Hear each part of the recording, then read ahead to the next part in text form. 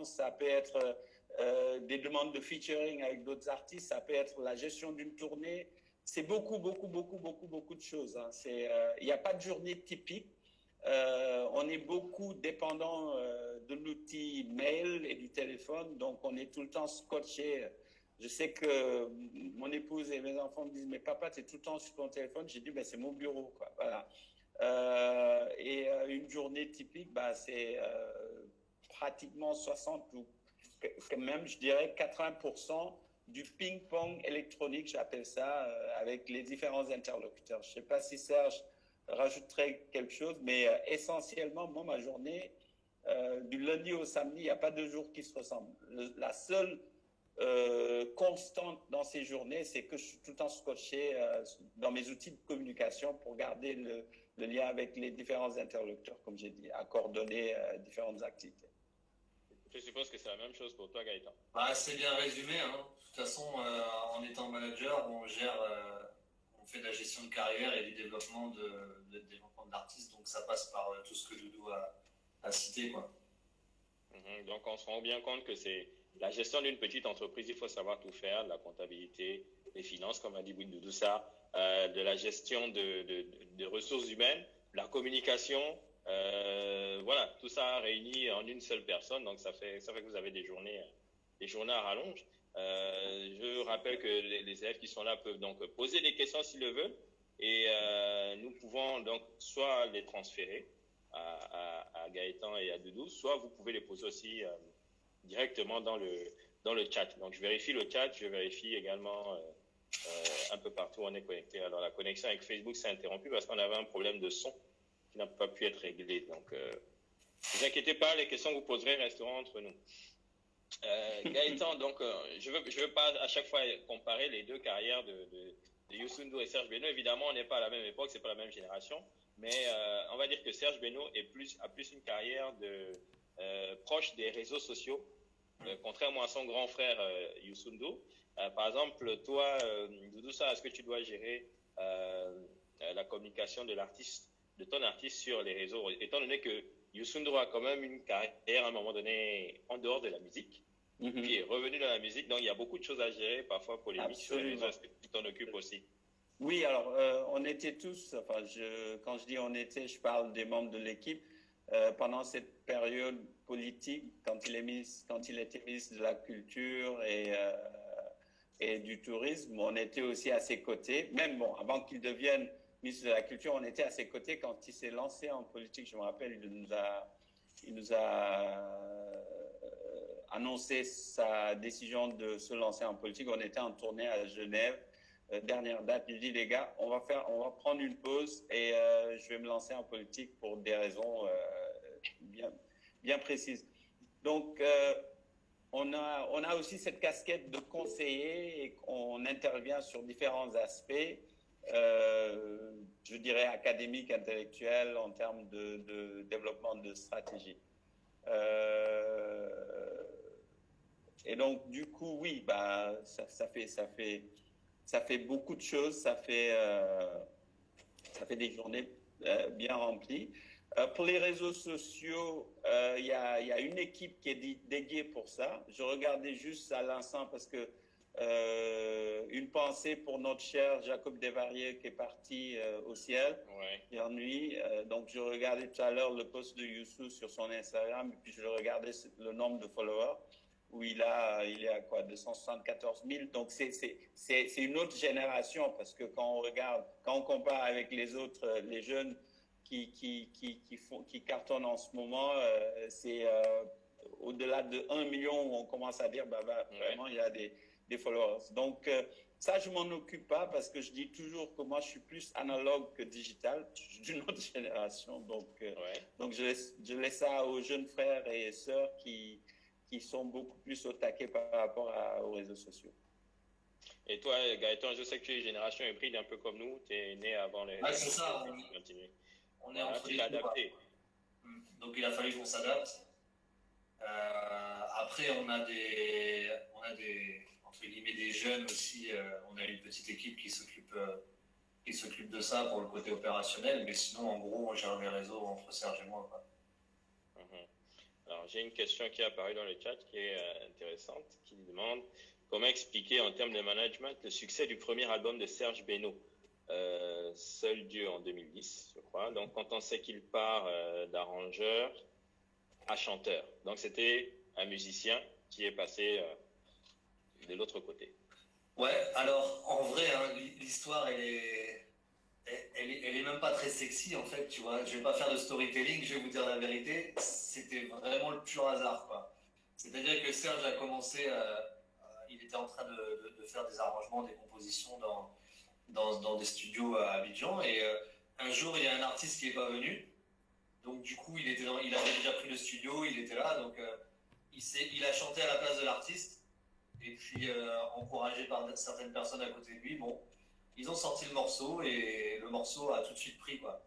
Donc du coup, et nous, on s'est rencontrés juste après, en fait. On s'est rencontrés. D'accord, ok. Donc du coup, après, bah, on s'est dit bon, pourquoi pas pousser le truc, parce que ça a été, en tout cas pour Serge, ça a été soudain et un peu inattendu en fait. Donc du Ouais, coup, ça a été un concours de circonstances. ah franchement complètement, ouais, complètement, vraiment complètement. C'était le bon moment. Peut-être qu'il n'y avait pas grand-chose à ce moment-là, mais ça a fonctionné sans que vraiment il y croit, tu vois. Et c'est pour ça que même aujourd'hui, hein, quand tu parles avec lui, tu verras que Serge, il va jamais dire que il va jamais se mettre en avant en tant que chanteur. Il va jamais se mettre en avant en tant que, enfin comme des grands artistes, des grands vocalistes, etc. Tu vois, lui, il est plutôt en mode un peu arrangeur, ambianceur, etc. Donc voilà quoi. Alors, il y a Afrokin qui demande également comment on définit le développement international d'un tel artiste quand on sait que son répertoire est très local. Par exemple, toi, quand tu as décidé de produire, enfin de manager Serge Beno, tu t'es pas dit ça risque de n'être qu'un succès local. Alors, oui et non, parce que tu vois, le grand intérêt en fait de ce côté entre guillemets local, c'est qu'en fait on travaille sur des niches. Parce que au final, même si c'est local, c'est ciblé, mais la diaspora est partout. Tu vois, jusqu'en Chine, jusqu'en Corée, jusque dans des pays qui sont complètement improbables, il y a la diaspora, tu vois. Donc ça veut dire qu'il y a une demande. Après, c'est sûr que tu vas pas faire des stades partout. Là où, tu vois, par exemple, on a été au Mali là, il y a quelques mois, on a fait quoi? On a joué peut-être devant 20 ou 25 000 personnes. C'est sûr que si tu vas en Russie, tu vas faire des choses qui sont beaucoup plus confidentielles. Mais l'intérêt, c'est de pouvoir justement exporter et diffuser la musique. Donc, tu t'adaptes au marché que tu as en face de toi. C'est pas les mêmes attentes. Tu vas pas aller jouer à Moscou devant 20 000 personnes, ça c'est sûr. Mais tu peux jouer à Moscou devant 500 personnes, tu vois. Tu comprends? Et c'est ça qui est intéressant. C'est que même si c'est quelque chose de local, c'est un local élargi parce que justement il y a de la diaspora partout. Magali a une réaction. Bah, justement, je voulais rebondir, proposer une question. Est-ce qu'il y a une différence entre manager un artiste en Afrique et manager un artiste en Europe? Tout dépend du style de musique en fait. Parce que ouais, vas-y Gaëtan. non, je disais tout dépend de la cible en fait, parce que si tu fais, il y a des artistes qui sont en Europe et qui font du coupé décalé, tu vois. Il y a des artistes qui sont en Afrique et qui font de la musique urbaine, qui peuvent s'exporter. Bah, regarde justement, si tu prends l'exemple de Youssou N'Dour, il fait ce que les gens appellent la musique du monde, et du coup, ça s'exporte aussi bien chez tout type de public. Tu vois, les Européens, ils adorent ce genre de musique, même enfin, les Américains aussi, tu vois. Donc ouais, peu importe en fait. Doudou, tu voulais réagir? Oui, donc je veux dire, bah, gérer un artiste, c'est gérer un artiste, peu importe là où il est, hein, en fonction des aptitudes. Bon, je pense que les défis, c'est au niveau de la personnalité et de l'artiste, mais par rapport au développement de sa carrière, tout dépend du potentiel de l'artiste, des marchés. Comme l'a dit Gaëtan, tu peux jouer en Russie. ce qui est valable pour son artiste Serge, il est valable pour un artiste russe. Hein. Un artiste russe peut faire 25 000 dans un stade en Russie. Ici, il jouera à l'ambassade de Russie à Dakar devant 25 personnes, quoi. Donc, c'est valable. Tout ça, pour moi, c'est universel. L'artiste trouvera toujours son public en fonction de sa popularité, en fonction de la musique qu'il joue. Quand on parle des musiques jazz ou folk, par exemple, les artistes jazz qui sont tellement attachés à ce qu'ils font, ben, ils tournent dans des salles de 300, 400 personnes dans le monde entier. Sauf les grandes sommités du jazz comme Branford Marsalis ou Wynton Marsalis. Donc, pour moi, à chaque artiste, son public, et où que ça soit, se trouve son public, eh ben, c'est son marché, qu'il soit local ou international. C'est vrai qu'ici, on parle beaucoup d'internationaliser la musique, mais bon, ça, c'est un autre débat. Mais moi, je pense, l'exemple de Youssou, c'est un très bel exemple. Hein. Il y a Youssou qui joue devant son public sénégalais à Dakar, devant 25 000 personnes, et qui joue du mbalax pur et dur. Et il y a Youssou qui joue à l'Opera House de Sydney ou au festival de Brisbane de World Music. Le répertoire est complètement différent. C'est très rare qu'on entend Youssou jouer 7 Seconds à Dakar, par exemple, ou des titres de son album qui lui a valu son Grammy Égypte, par exemple. Mais il y a des endroits, je sais qu'en Caroline du Nord, il y a tout un circuit aux États-Unis où on a tout un répertoire. Donc ça aussi, c'est pour moi les différentes facettes qu'un artiste peut avoir, quoi. En tout cas, pour avoir été témoin du bal organisé par Youssou N'Dour ici à Paris, à l'Accor Hotel Arena Bercy, pendant 2 heures de show, on a du mbala pur et dur, on a des invités, on a de la danse, et la salle est pleine je crois, de près de 10 000 personnes, et tout le monde vibre. Et même les propriétaires de la salle nous disent on n'a jamais une telle ambiance quand c'est un autre artiste. Uniquement quand c'est Youssou N'Dour. Donc c'est vrai. Ça, en fait, Bercy, pour nous, c'est le Sénégal déplacé, hein, enfin. Voilà. C'est la diaspora. Exactement. Vous disait Gaëtan tout à l'heure, c'est la diaspora. Et là, on peut même faire une cartographie de la diaspora sénégalaise. Par exemple, le groupe, ils adorent manger du riz au poisson en bon sénégalais partout où on va dans le monde. Le premier réflexe, c'est d'essayer d'identifier les membres de la diaspora pour qu'on ait notre riz au poisson. Et sur cette cartographie, quand on fait du tour management, on connaît toujours les endroits où tout le monde va être hyper en forme, comme New York, comme certaines autres villes dans le monde, parce qu'on sait qu'il y a une forte communauté sénégalaise qui va répondre présent à l'appel.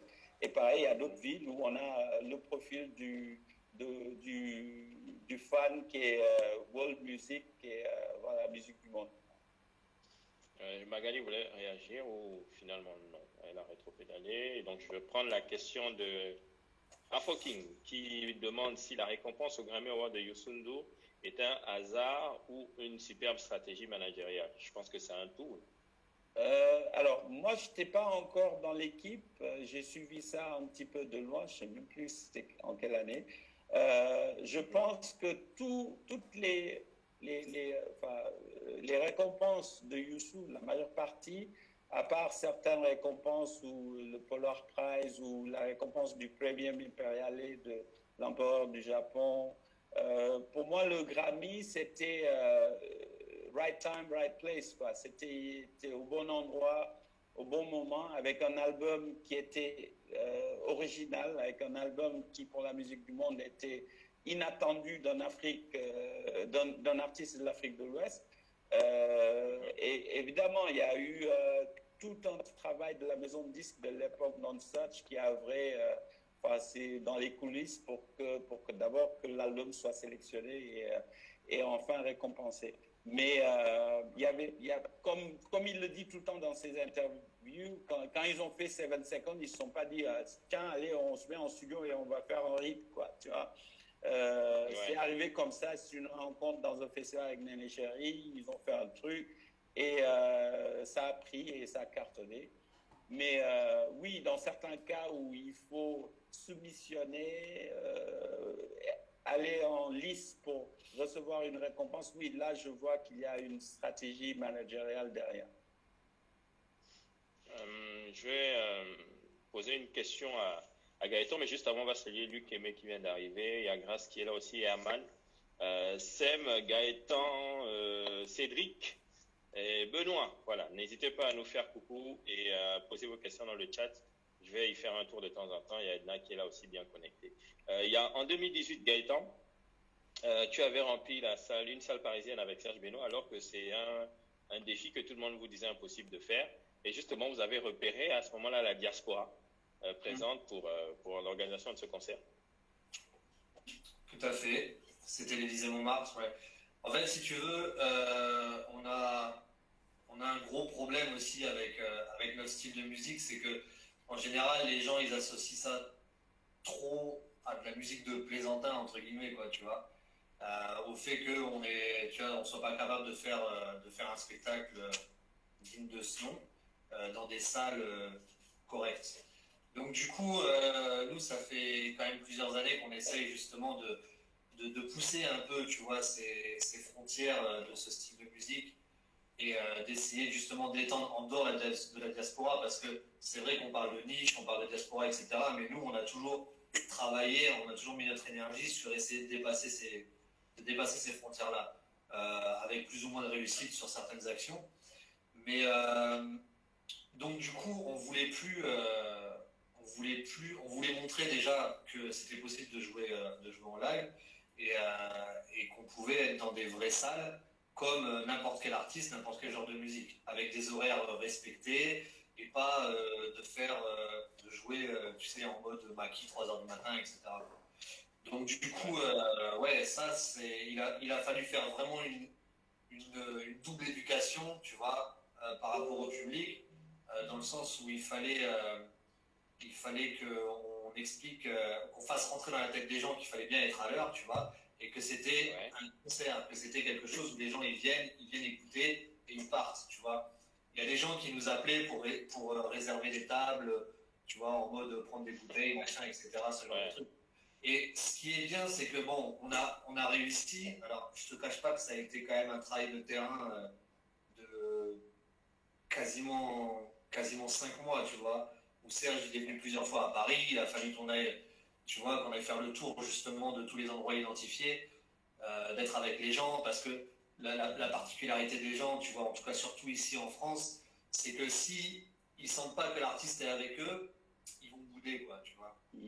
Ouais. Et les Ivoiriens là-dessus, ils sont assez costauds, quoi. Tu vois.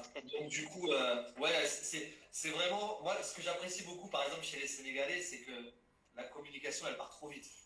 Tu vois, elle part trop vite. Quand je vois que Youssou N'Dour, il est capable de remplir des Bercy et que tu vois aucune affiche à Paris, c'est quand même impressionnant, quoi. Ouais. Ou très rapide bouche à oreille. Ah ouais, c'est exceptionnel. Donc nous, voilà, il a fallu qu'on fasse tout ce travail-là et c'était assez compliqué, mais bon, on l'a quand même fait. Ce qui était super intéressant, c'est de voir que justement, il n'y avait pas que des gens de la diaspora, il y avait aussi des Européens et ce qu'on peut appeler les amis de la diaspora. Donc ça commence un peu justement à s'ouvrir. Mais malheureusement, alors on a fait sold out, mais malheureusement, quand on finissait le concert, il y avait encore des gens qui arrivaient, quoi. Donc il y a des gens qui ont encore du mal avec ça, tu vois. Ouais, ça, je pense que c'est malheureusement dans nos gènes. Hein. Nous, les Africains, on n'est pas à l'heure et puis on aime bien prendre notre temps. Ils se disent on va arriver à 23h, l'artiste sera encore sur scène. Après, tu vois, je peux pas blâmer les gens parce que c'est comme ça que ça se passe la majorité du temps, tu vois, où tu vas dans des salles, tu sais, dans des salles un peu de banlieue, machin, etc. Et puis que voilà, les gens ils viennent, ils mangent, ils boivent, etc. Et l'artiste il est là à 3h ou 4h du matin. Donc, ouais. Après, Magali peut peut-être aussi confirmer, elle a managé des artistes urbains. Toi, tu manages Serge Benoît, qui est un artiste, on va dire, coupé-décalé. Et Doudou Sarr s'occupe d'un artiste qui est world music. Non, moi, j'aime bien dire le mbalach, la musique locale. Je ne sais pas si pour les artistes urbains, c'est la même chose. Le public se pointe à 4h du matin, ce genre de choses. Mais ce qui est sûr, c'est que qu'on soit en Europe ou en Afrique, le public ou la consommation de l'artiste est la même, quoi. Vous retrouvez à peu près les mêmes choses. Je ne sais pas, Magali, qu'est-ce que tu en penses? Oui, en fait, ça dépend. Ben, comme a dit Serge, on est toujours une approche d'éducation, de faire en sorte que les gens viennent à l'heure. Mais voilà, moi je dirais encore plus, ça dépend des pays. C'est-à-dire qu'il y a des pays où même si l'artiste était prêt, le public est arrivé 2 heures plus tard. Vous pouvez rien faire. Donc il y a des pays où je suis arrivée, on a attendu 1 heure. Les artistes étaient là, mais c'est le public qui n'était pas là. Il y en a, c'était 2 heures. Il y en a d'autres, des trucs comme par exemple au Bénin, je l'ai vécu, où on est à des concerts, les artistes sont prêts, mais tout d'un coup, il y a une pluie mystique. Donc, c'est vraiment, pour moi, ça dépend ça dépend des pays, mais c'est malheureusement une réalité, si je peux dire, c'est une réalité africaine. Après, je ne sais pas aussi si ça se passe Mais comme ça pour Doudou. Ah, ben. Oui, dis-moi. Ben, quand vous êtes venu à Paris pour le bal, en tout cas le dernier, avant le corona, ben, le public est arrivé en retard d'1 heure, par exemple. Ça oblige Oui. l'artiste à adapter. Non, Bercy, on a toujours des problèmes avec les Accor Arena maintenant. C'est vrai qu'on commence très tard parce que c'est en mode Sénégal, quoi. Donc mais bon, on est encore dans le carcan français, dans le carcan européen, où on est obligé de respecter la De loi. rendre la salle avant minuit. Ouais, exactement. Mais je sais qu'à plusieurs reprises, on a fini après minuit, c'était des amendes à n'en plus finir. Donc c'est toujours un problème. Mais c'est vrai qu'au fil du temps, les gens se sont habitués à venir beaucoup plus tôt parce qu'ils savent qu'ils auront un peu plus de musique. Et en général, les 2 dernières éditions, on n'a pas fini trop tard. Alors, cela dit, quand on joue à l'Olympia, par exemple, concert 8h30, 8h30, on commence, hein, on est sur scène. Et partout ailleurs dans le monde entier, que ce soit à New York ou en Australie, c'est doors open 8h, 8h30 on stage, on est sur scène à 8h30. Et c'est vrai que la majeure partie du temps, quand il y a des retardataires, c'est nos frères et sœurs sénégalais ou africains, quoi. C'est vrai. Je me rappelle, il y a une dizaine d'amis du groupe qui se sont pointés à New York. À la fin, on était déjà habillés, presque prêts à repartir à l'hôtel. Il était 10h30, ils arrivaient pour le concert. Voilà. Et après, c'est lui qui te font des reproches. Exactement. Qu'est-ce que tu dis, Gaëtan? Non, je dis après, c'est ces gens-là qui te font des reproches. Ouais, bah oui. Oui. Évidemment. J'ai payé mon billet. Ouais. Ah non, mais après, on leur a dit, ici, on est à Carnegie Hall, on dit 8h, c'est 8h. Voilà. Ils ne savaient pas, en fait, des fois. Les salles comme ça, tu ne peux pas faire autrement. Ah ouais. À l'Élysée-Montmartre, il fallait qu'à minuit, que tout le monde soit parti. Exactement. Ça, c'est une obligation dans la réglementation française qui est finalement appréciable parce que ça éduque un peu les gens. À minuit, il faut qu'on ait rendu la salle, quoi qu'il arrive, sinon, ben, amende. Parce que moi, je ne suis pas manager, mais on avait fait une tournée, par exemple, avec Section d'Assaut, où on était, le concert a commencé très tard et on a dû interrompre le show pile avant minuit. Ben, le maire de la ville lui-même, il est monté sur scène, il a dit non, je suis obligé d'arrêter le show maintenant. Et à l'époque, Maître Gims, était allé voir le public directement, a dit oui, mais votre ville ne veut pas qu'on vous fasse le show, machin. Ça avait créé des échauffourées. Il y avait eu même des tirs à la sortie de la salle. Donc, on se rend bien compte que c'est des choses qui peuvent être assez tendues et à gérer dans une carrière de manager. Magali veut intervenir ou je prends une question Je veux juste intervenir et poser une question. On va prendre progressivement les questions des participants, mais là, on parle de quelque chose de retard. Est-ce que, je pose la question aux deux, à Doudou et à Gaëtan, est-ce que ça fait partie des choses difficiles que vous devez gérer en tant que manager? Et est-ce qu'il y a d'autres choses difficiles, c'est-à-dire s'il y avait d'autres éléments difficiles à gérer sur 3, qu'est-ce que vous donnerez comme 3 choses difficiles à gérer en tant que manager? Tu parles par rapport à l'artiste ou par rapport à la globalité? De manière générale, qu'est-ce qui est difficile? Parce que là, on parlait des réalités de retard qui ne sont pas liées à l'artiste, mais qui sont quand même quelque chose qu'en tant que manager, on doit programmer ou avoir à l'esprit. Et donc, de manière globale, vous qui exercez à la fois en Europe et en Afrique, qu'est-ce qui est difficile? C'est-à-dire, pouvez-vous me citer 3 choses qui sont difficiles en tant que manager, que ça soit sur le continent ou quand on est hors du continent? Dodo, tu veux que je commence? Vas-y, ouais. Je triche là. On nous a posé une colle. En vrai, non. en vrai, là, tout de suite, j'ai qu'un truc qui me vient, qui est très difficile. C'est par rapport aux organisateurs de spectacles, c'est leur honnêteté et leur professionnalisme. En Afrique, en tout cas. Enfin, en Europe aussi, en tout cas. Pour moi, c'est ça qui est très difficile. Après, moi, j'ai de la chance d'avoir un artiste qui est quand même assez sérieux. Donc, ça va, quoi, les histoires de retard et tout. Après, ça, c'est des choses qu'on fait avec. On fait avec, mais entre guillemets, il n'y a pas mort d'homme, quoi. On gère en fonction de ça. Maintenant, ce qui est plus difficile, c'est que. Enfin, c'est encore une fois un problème de compétence aussi avec les organisateurs quand on est en Afrique. C'est que souvent, les gens, ils réalisent pas que c'est un vrai métier. Et quelqu'un se lève un jour et il va dire tiens, je vais faire un concert de un tel ou un concert de un tel, et derrière il est incapable d'assumer, quoi. Même si c'est au début tout se passe bien, on est dans les contrats comme ça, tout se passe bien, les belles paroles, etc. Après, quand tu arrives sur le terrain, tu vois que là c'est chaud, quoi. Et c'est ça qui est dur, c'est plus ça qui est dur. Après, tout le reste, c'est de la gestion du quotidien, ça va, quoi. Ouais, c'est de la gestion humaine, quoi. C'est ça, ouais. Ouais, c'est de la gestion. Et toi, Doudou?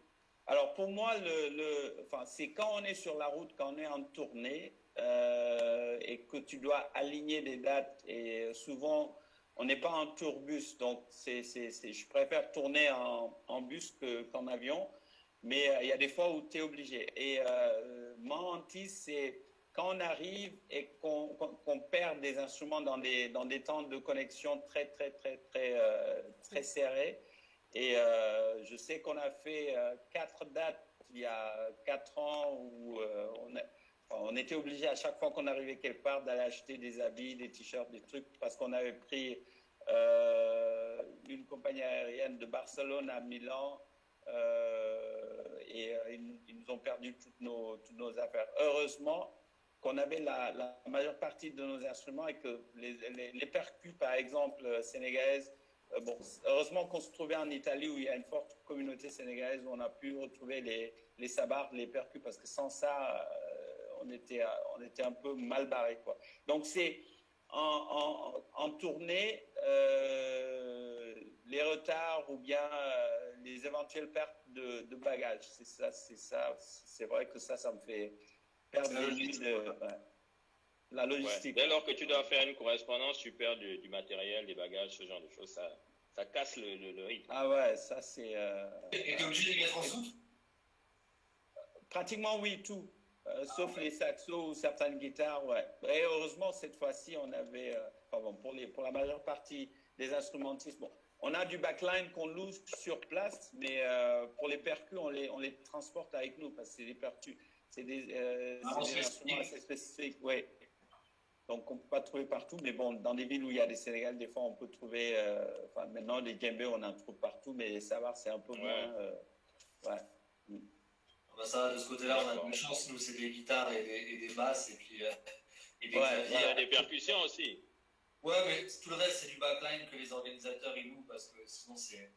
Tu vois, il n'y a aucun intérêt de se déplacer avec une batterie, par exemple, tu vois, ou des congas, ça, tu trouves ça partout, quoi. Et c'est vrai qu'en termes de logistique, après, je pense que la gestion logistique en tournée est l'une des sources de stress les plus, l'une des plus grandes sources de stress. Je confirme. Ouais. Qu'on soit un grand artiste ou, on va dire, un animateur, lorsqu'on voyage avec du matériel, notre plus grande crainte, c'est la perte du matériel. Et souvent, il est arrivé que tu arrives à une destination et que ton matériel arrive 2 jours plus tard, par exemple. Alors que tu as déjà fait le concert. Exactement. Ouais. Alors, je vais donc déjà saluer Magali et merci pour la question. Je suis en train de regarder dans le chat. Alors, il y a Grace qui repose une question, je crois qu'on a déjà répondu. Comment Youssou N'Dour a-t-il combiné sa carrière politique et artistique? Je crois qu'il avait fait une pause de l'artistique pour se consacrer à la politique. Effectivement, oui. À l'époque, il s'agissait de se battre pour la sauvegarde de notre constitution, donc il avait mis en berne un petit peu ses activités artistiques pour se consacrer à la politique. Et après, il avait été nommé ministre et 1 an, 2 ans après, il avait démissionné. Là, il est resté conseiller du président, donc ça lui permet de de continuer à participer, à contribuer à la vie politique du pays, mais tout en gardant ses prérogatives artistiques, donc de jouer. Mhm. Et grâce toujours qui demande... oui, continue. Ouais, je dois aussi préciser qu'il est grand homme d'affaires, entrepreneur, donc il a une boîte média, pratiquement la télé la plus regardée du Sénégal, le journal le plus lu, Oui. la radio la plus écoutée. Donc voilà, il a tellement de casquettes que c'est vrai que c'est. Et je me rappelle d'ailleurs que je lui avais posé la question lorsqu'on s'était vu sur RFI et je lui ai dit pourquoi tu as investi là-dedans. Il m'a quasiment grondé, il m'a dit bah, j'ai de l'argent, tu veux que je fasse quoi? J'achète de la pierre? Non, j'ai investi dans les médias. Donc voilà. Pour créer des emplois. Ouais, voilà, exactement. Créer des emplois, donne des opportunités aux jeunes, surtout de pouvoir se professionnaliser dans certains secteurs. Ça, je pense que ça a été son motto depuis qu'on se connaît, depuis longtemps.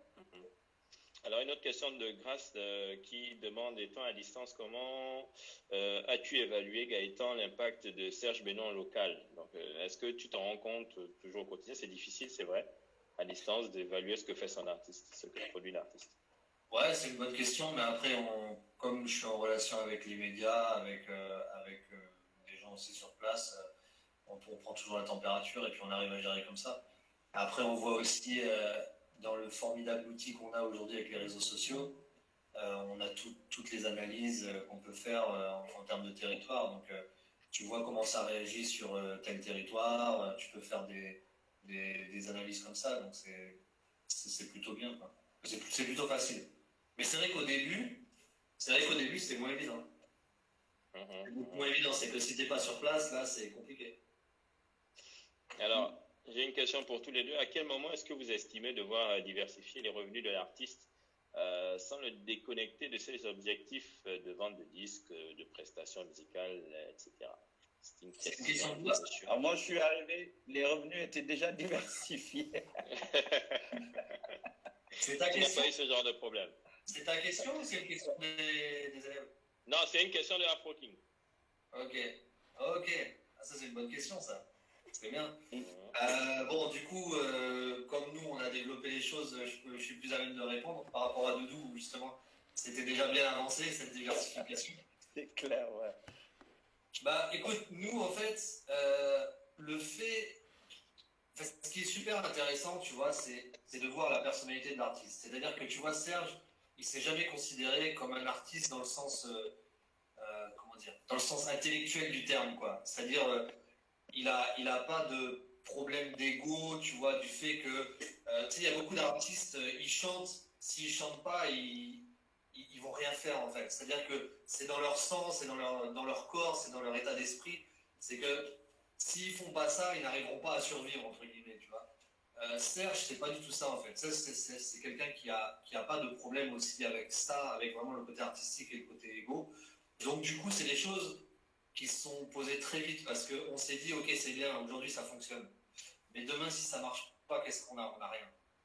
Donc, du coup, au lieu de faire comme certains, tu vois, à faire du bling-bling, grosse voiture, gros bijoux, gros machin, gros tout ça, nous, on a préféré justement investir dans de l'actif, tu vois, qui justement pouvait générer une autre source de revenus, enfin d'autres sources de revenus.